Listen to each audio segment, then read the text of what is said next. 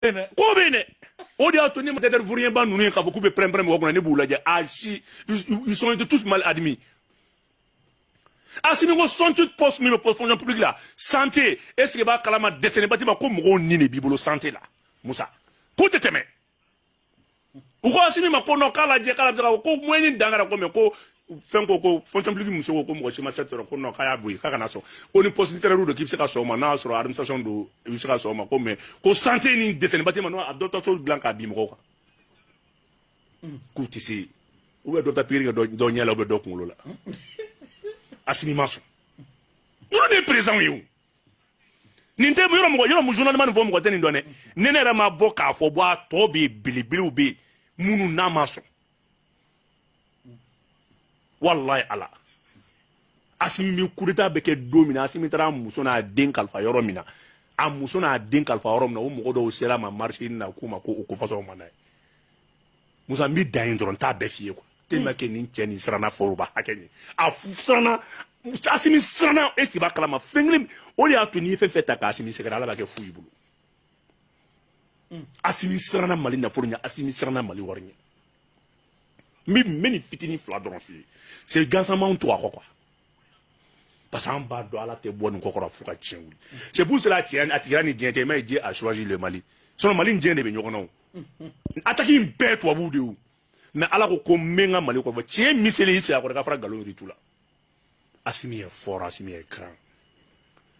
c'est Messi. Ok i bɔra k'o fɔ mais Bouba Bel kɛlɛ wɛrɛ bɛna wuli sabula an bɛ se k'a fɔ loi électorale o kɔni o sariya taara bɛɛ tɛgɛrɛ fɔ parti politique fara bɛɛ tɛgɛrɛ fɔ k'a ɲɛna nka kabini a yira k'a fɔ kɔfɛ o y'a ye k'a fɔ kalo 4 ko finitigilakaw bɛ se k'o préparer a fɔra ko sisan ko parti politique ka mɔgɔ 4 de di ka aigle k'o siège o kɛn bɛ mankan ye sabula bɛɛ wulila ko non ko Assimi mankan munna o bi an bɛ se k'a fɔ n'a ma ko an ka taa karata la munna politique mɔgɔ sirannen bɛ k'a fɔ Assimi yɛrɛ ka don compétition jeu kɔnɔ o bɛ k'a fɔ k'a tɛ se ka k'a ye a man ka k'a ye dɔw yɛrɛ bɛ k'a fɔ ayi k'a ka transition yɛrɛ ban a ka taa ka bɔ daba fɛ munna o sirannen b'a ka candidature est-ce que bon o sirannen bɛ ko Assimi fana ka candidature kana kɛ IBK ka taa ɲɔgɔn na ou bien ala ka hinɛ Zina ATT fana taa ɲɔgɔn na ye parce que sabula a ye min kɛ ka tɛmɛ politicien m'a fɔ dɛ i bɛ tuma bɛɛ a bɛ politicien bɛɛ gosi bereke la n'an m'a dabila a bɛ politicien tɔɲɔ dɛ nin kuma ba minnu filɛ nin ye parti minnu kɛra premier deuxième élection ni jama b'u kan y'olu da y'a la i ma ADP Maliba da y'a la dɛ i ma URD da y'a la dɛ nin bɛɛ ye 0,5 mɔgɔw de a si tɛ élection na bi i b'u kelen bila ka taa k'olu sera 5% sɔrɔ Assimi kana kɛ candidat mɔgɔ si kana kɛ candidat ye a y'u kelen bila ka taa 5% u t'a sɔrɔ Musa tu sais que n bɛna min f'i ɲɛna quoi ninnu tɛ politique kɔrɔ dɔn quoi ninnu bolo ko politique kɔrɔ ka taa parti créer o tɛ quoi politique ka jamanadenw ka hakilina dɔ ka fara o kan a fɔ o de ma ko politique a fɔ o de ma ko politique an tɛ Assimi ka candidature kuma ni fɛn ninnu fɛn na fɔlɔ loi électorale n k'olu de y'a kɛ politiciens de loi électorale baara bɛɛ kɛ gouvernement projet min kɛ k'a bila ka na parti politique a tɛlen CNT la CNT ye parti politique wele k'u fara ɲɔgɔn kan amendement min b'u bolo u y'a apporter a don ni Sogɛli tun ma kɛ mɔgɔ faamuyalen a tun bɛ démissionner nin loi min filɛ nin ye ka tɛmɛ nin ye loi ye parti politique ka loi kelen de u tɛ se ka ban a la fo ka diɲɛ wuli hali ni mɔgɔ min y'u sɔrɔ fo u bɛ nin fɔ aw de ye u tɛ sɔn ka nin fɔ. u m'a fɔ ayisa u m'a fɔ sa bi ma min da Musa e ye kunnafonidila mais e tɛ ko bɛɛ dɔn Musa u bɛ walahi u bɛ kulonkɛ e ka u ɲininka tan olu de nana a don est ce que b'a kalama k'a jira ka gouvernement défier k'a jira gouvernement na ko foyi tɛ ko Sogɛli n'est même pas considéré par Assimi vous bɛ tɛgɛrɛ fɔ tous les partis politiques ont communiqué ils ont fait des communiqués pour féliciter le CNT ainsi que le président de la transition ne bɛ k'o de ɲɛf'i ɲɛna n ko m'a fɔ u y'a fɔ min o bɛ k'o de ɲɛf'i ɲɛna u yɛrɛ ka fɛn na bɛnnen o m'a fɔ n ko m'a fɔ kana na kuma dɔw la u tɛ sɔn hali ni mɔgɔ kana fɔ quoi u tɛ sɔn n'u dalen n'u la k'u y'a fɔ u ka segin k'a fɔ parce que an m'a mɛn. Maître Tapo kɔni y'a fɔ dɛ. ayi sa Maître Tapo tɛ politicien ye sa. maintenant a bɛ Adema na a bɛ bureau national la. Maître Tapo kɔni bɛ ka na ten dɔrɔn a bɛ na fɛ Maître Tapo ye Adema vice président don a ka parti fana tɔgɔ ko Morema o fana b'a bolo a bɔtɔ fɛn na cadre d'échange la a ko k'ale bɛ démissionner ko mun na ko parce que k'o ye Adema gɛn k'ale ye Adema vice président ye mais ale yɛrɛ donna cadre la ni parti jumɛn ye. awa e ma doni adema ye adema ngeni mesema donc ni ko kibe lecture que mo tata bon nga mara tuaka ibe fili quoi parce que c'est trop compliqué ntaro c'est trop technique quoi bon ne ko ntaro ube fam to mina quoi parce que ala uke mo kalani ko dono ndo mais ala ma uke nafatige ka jamana ka kodoni na kodo mumbula a jamana ka se ka nafa soro sono sans ma soro am ga nyamara metita bo ne ma ka fo a metita bo re de afro o de kala aka fo non ni coin jigate na metita bo re de afro mais ebe ina to di metita bo de pora ka disi goshi ka fo oli a bla oro mina asiminti se ka wuli ka ko lui a fait amande ko wa ku ba do fane ka beteme ama fote ya ale kele makla ka fo tun ka fo ko asimi candidature ka don ta boda ka kuma mfo wa donc a betui il est peuple de la main il est peuple de la main ça veut quoi chaque fois mun ye 0% ni fait un soro quoi il ba don kana afoni be politique kuma ta buna parti ba mun élection ke no résultat de ADP nous ni IRD nous hein nous de kumara il va faut ko mo kuma il lu den na parce que lu ba ngafo na asimi élection ga lisini olu buta soro. Ça, c'est le grand parti. Partout. Il faut voir l'élection précédente. Il y a un résultat là. Les premiers, deuxième, troisième, moi, je ne sais pas. Au partout de terre. Ah! Donne-nous bien fort la nyong quand et c'est pas Kalamaka, deuxième tour là. Quand il y a un team là, et on va s'en amener EPM là. N'est pas mal. En partie, que mène une corée par là, il y a un décès qu'à 1 million de voix, 1 million 500 voix mobilisées. Avec tous ces moyens là. Karim Gamogo, Amin Gamogo, on rep partout, en Killing Benangamogo, est-ce que Bakalama RPM Ranakamoko, donc Ibeka Ranakamoko, est-ce que Bakalama Bouransra, Terisra, Singosra, Barkanyogon Nimbe avec tous les moyens de l'État, en dessert. Ni politiquement, dans les deux, ça va me faire entendre un drum café à Simin nous soutenir. Et pour comme Simin nous soutenir, on a des doigts. Au théo, parce qu'il y a une chance, il y a une balle de quoi. Donc, tout vira quoi. Tout vira dit. Moussa billahi sura mo ba ko ne Moussa mo ki jida mo ba ko ne ko ay social par bal be foya Moussa na Allah e mo fa ke to ni srenga isi ba kala ma isu jutara lara wallahi ni flisradi tu sais que politicien be slaminga flisradi do ala kana saya sima ki to tan quoi wallahi no te isi ba kala mali ma e joy mo ti yola bu ma be bu ne kuma ba bi de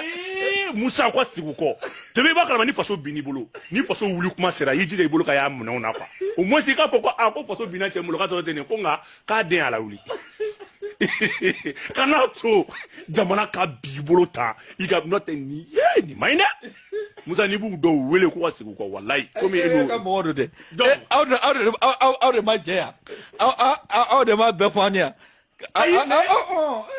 bu ma be ka mo do de aw de be fo maya aw de ka mo do parce que 2018 là ni akli bala era début et campagne 2018 là aw ka EPM aw anga kije ko nyon kerefe aw be côté donna be côté donna aw de ka mo do no ka ane bi ate côté kele mais ni bela sisan am se ka mo fo ko na parce que ka déterminer que armée be ka ira san jamana do be se ka mu de ke c'est dit mu be se ka ke jamana don fe san ni watina ka armée soutenir surtout nyama mu yera bolo bala ni watina kasi ka parce que mo nya America fo ni ko iya ni ko inkera misla défense ma wa jaka c'est dit action be ka continuer na fo comme d'habitude comme foi maké oui jamana dum de kele ta ka daw kolo ne jati mina ya kabiri ko inkera population be ka dénonciation to be ka keti population re mo mine mo ngwan doni population re participer kele na activement bon malikum ni ko me mali jew jamana dum ka conscience soro ka fo ko ni yo re ko yo donc ala o wakati c'est quoi c'est pour ça bina bara jamana marali dana doron de quoi asimi nu nga to tan doron quoi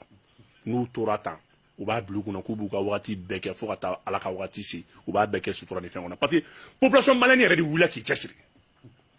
Moussa ali kunu est-ce que ba don u ye mogo doye do be entraînement na 5h du matin ay doye abala ka photo da ke ro do la ye wuleli ke est-ce que ba kala ma gino la anye fini tugu wudi ngara kunu fajiri fini tugu nana woro bela mais folo ni unte kew folo ku me mo mare ka sokono parce que yere bolo ni jamana bina été donc anga boni kono quoi anga boni kono Moussa vraiment population en conscience soro wele fene bi angu wele kana tubi sirama o kasiri ko kana anga transition yi soutenir fanga politicien ni nyana malé o me yafima shogal ta makaya shogal matubiya ah shogal tubi ne de là wallahi sogele tubi ne la ngaw ne folo kona ka tubi ni sogele yere fene ala mina ka sia ko sogele ha on de la o sogele tubi ne de la donc ibina ka fo u ka stigu ko jona ko choroba ta la demsene ata la ko sogele fle kanani ay fen sogele kuma fen fo mo ya fara ma appela le malin est très indulgent malin be ya fa quoi malin be ine malin ba ka dugu fe imana ko ke to ni crime te ni segni ko malin be ya fima u ka segin kana nala ye dana adam ko nga malin be fanga do ma. Ok, mais Boumabel ni wati na ONU tiliara ONU ka ni communiquer min be bora sisa ka nyesi Alassane ka jabima amse ka mo fam ni communiquer jabi fo ite na dron ka ONU communiquer min na dron ka da mercenaire nga dron ka blata CPI la ka dossier la do Alassane plainte la do Alassane contre la CPI la e memuna Alassane de bora parce que korba de Alassane ani korba te nyogona de voilà ani korba te nyogona de korba population Mali population société civile ka fara ese ba kama ONU nga communiquer nga voilà des preuves matérielles des éléments constitutifs crime contre l'humanité de 2019 à nos jours mo sara ka beke plainte ka tana CPI la contre Alassane o de e manu ma ni jume iko il fait un fort a shibo kalete Mali makma Mali ko mercenaire do iko Alassane yere de communiquer ka bokale ka soro sudo kale bu don ka bal ka fiche la alors et Corvar et PPACI mo bagbo ka parti mo bora ka foko il faut une enquête parlementaire. Il faut que le gouvernement vienne s'expliquer devant le Parlement. Donc c'est un acte qui n'engage qu'Alassane seul. Fouille, qu'on va fouiller tenna. Nous avons des mercenaires. Au début, Alassane est arrangé, au début, on arrangé. Parce que nous avons des mercenaires, acte de guerre. Ça, c'est une déclaration de guerre. 49 militaires lourdement armés sur un territoire. Ah non, étranger. Nous avons une déclaration de guerre. Nous qui avons Mali ça roube William ngata ala kana soma de Moussa mais comment fera ka foko on a ONU ka cadre kono ay sa o groupe de démentir ça Moussa kana ni tana ni bana tin ko feta ni communiquer be ko fe 500 ou to yedi mercenaire de ni ONU nga kuma beta timne ka bansa yere bu wole to di mercenaire ama bawa donc mercenaire o ka koy o de kadaga do de daga Alassane na parce que au jugement nga no ouais mais ni Alassane ko ale bu reconu ka ban nan nga bu reconu c'est pays de yo o mayu ima Alassane yere ma kuma blia mais ni o de do mabwa na aye for black atlatun ale be ka coincer est-ce que Alassane était aller mana ka ji do ka nyama ko dila pour que ka forte ni ko ka ke badian ni sin ya kono a que badian ni mo te marfati bade mawu badian si jang kuma no ayo bok ma kono sa lui ça c'est le discours que mo te marfati bade ma mo te muruti bade ma ko ko Korvar soro Mali a nyogona soro ni Korvar économie sombre la bi Mali ba senti aye gelawe man la ko mu ngara ko ba ko gelawe ko kele de Korvar o kere en 2002 lu kere donc on s'est quand même c'est Korvar ka ville Korvar na yen fari gele bakele ndiw Alassane ne mo donc Alassane ne bora to bla kana donc ka fina dron ibi kuma bonne na dron asini kala de dron semaine na tay na kan dossier bla kata CPI la dron c'est tout nimbana ko mi ko fe était doro non na mercenaire de do anga to la na bora mercenaire ko la ko mu ba fo ko qui déclare aussi vraiment et l'appartenance de ces militaires là de ces mercenaires là ah non ce pays de la TD mais puisque est-ce qu'elle me s'est quoi puisque déjà au communiqué ka foko donner do ou peut-être ka mo do est-ce qu'elle me s'est quoi tout ka fort de ko négociation ka foko boka ya Alassane ngaron boala sono Mali e mi fo de be ko Mali ko wolom la mi re do no wono laisser Mali maklaw enquête mi da ka jane atasi mi re bolo re c'est déjà judiciarisé les dossiers tribunal ka bolo ko asimi re tese ka fo nyanna parce que ça c'est la vie de la nation ni Mali do nyana ma vie kana kule na de Moussa no imagine ni koyi ala be ka jeya to mina tien sra fe to tien ko ni nakata be ita fo Mali régionaliste chama ita fo be de sra la ye tien bangi ni tota ni dossier ta kunche esi ba kala ma fo jien kiribaka Mali to no fen ka bebe sara ben ni songo be sara ka ta kla ide ni nyoje mo sara 2019 fo bi ou ka ben ni songo ka des milliers de milliards aka ta du ko ma au lieu de défler ne déplacer ou ni temps balo tout bolo ka du mo ou be tanti koro ou bien fa sara tande ni bingal wale ni feina donc a dommage ka calculer ka ta di ko ma non kana kulanga ni na ni xam ko ma ton na de ba fuki ben ko musala fini fenge non kano que avec ta dane là fort ka négociation ka droit anti Alassane mo ko na msika sona nyono ma mais ni konya u kana na esiba kalama u kana na u kana na dommage intérêt u ka joala u ye fagali ke mo hage mun sarango compter ko lisibo civil et militaire u ka word do di anabe tika bu ka budget la awo ok Boumabel ni be kofe amesika fo watmi jamana attaquer lo na nyabala